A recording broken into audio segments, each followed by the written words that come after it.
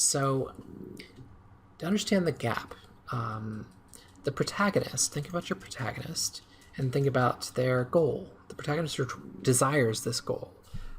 Maybe it's finding a treasure, to save their friend, to save the universe.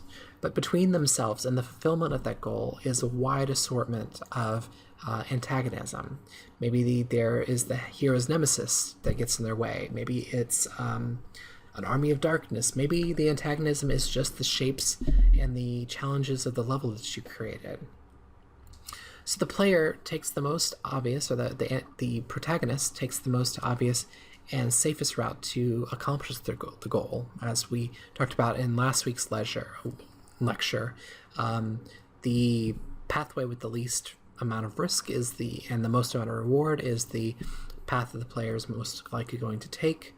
It's the same with the protagonist, and that kind of makes sense in life. Why would you put extra risk if you could go the easy way? So imagine, Nathan Drake has heard of a treasure hidden on in a cave on a specific mountain.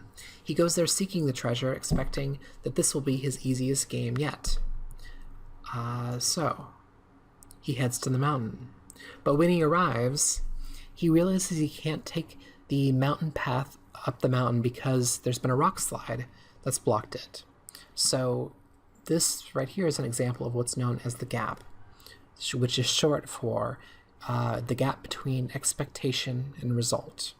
So the player, the hero expected to be able to go all the way to their goal with whatever their action they're taking, and the gap is what basically stops that and requires or forces them to think around the problem. So the gap is an unexpected complication or failure.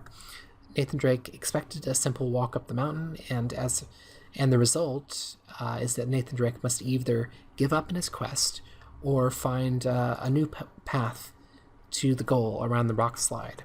And this new path inevitably involves taking more risk, which is why he didn't choose to choose this path as his original path. This is the risky path. So he finds his way around, second action, which involves more risk. First climbing onto a cliff and then jumping from ledge to ledge. Now, as a storyteller, there are two results you could provide. One, Nathan Drake successfully risked his life and found his way back to the path on the far side of the rocks.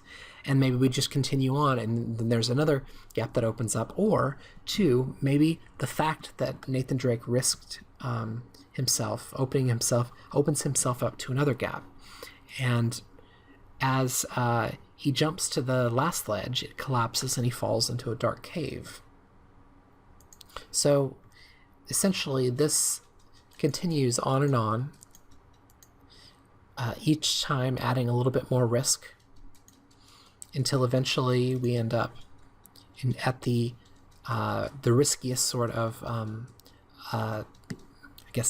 action that he could possibly take before he gets to the goal. So the gap between expectation and result is how we convince the player and the protagonist to employ more and more risk, and how we continue to screw up the tension as we get closer and closer to the goal. But of course, the tricky part here is that if the player doesn't expect the action to succeed, then there is no gap. If the player expects that as they run across that rickety bridge, it's going to fall and collapse, then there's not really the expectation there that can be, that can there be a reversal. So essentially, you need to sort of figure out how you are going to be using sort of the gap in your pacing over the course of your level. All right. So